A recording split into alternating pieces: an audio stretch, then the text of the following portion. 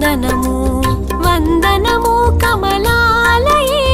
దయాస్వరూపిణి వందనము స్థావర జంగమ కీట పతంగ పాలిని నీకు వందనము కష్ట నివారణ చేయుదువమ్మ ఆర్తజనులకు నీ దయచే నిన్ను సేవించని వారలకిలలో అన్నపానములు దొరకవుగా ఎంతార్జించిన కడుపు నిండదు ఎరుగరు జనులు నీ మహిమా